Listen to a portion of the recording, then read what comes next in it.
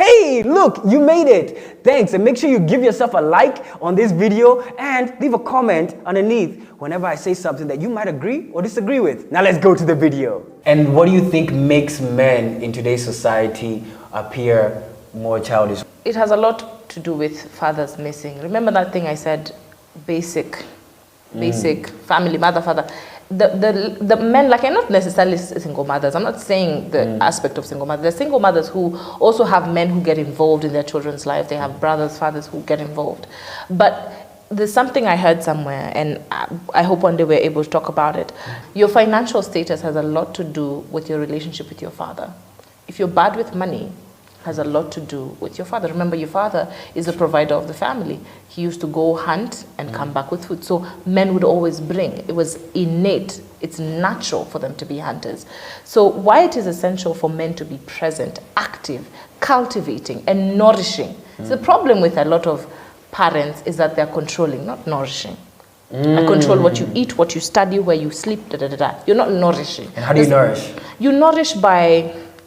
Like even though let's go further, let's go a little bit deeper. How are you, for example, because you're planning on having like a family in the future, I assume, right? Yeah. How do you plan on being more nourishing to your kids? So that even now, because every single generation that we have, we get better. Yeah. Like I'm going to be better than even my father. My father was better than my grandfather. See, because we're in a different, that's what we call basic evolution, right? Yeah. That's even how we evolve. So now you, as a woman, how do you plan on even being more nourishing even to your kids, so even you can actually now elevate the level of the standard of the offspring that we have in the future?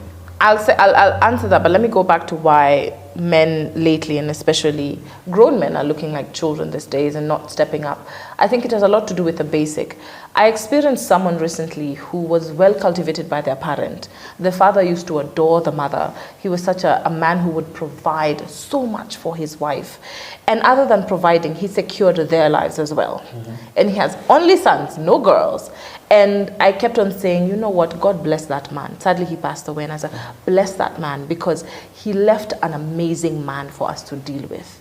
Oh. That's why it is essential for men to step up, for them to be active in their children's life. We no longer want to just see women going to church with the children. Let's see men holding their sons' hands, like the Islam religion.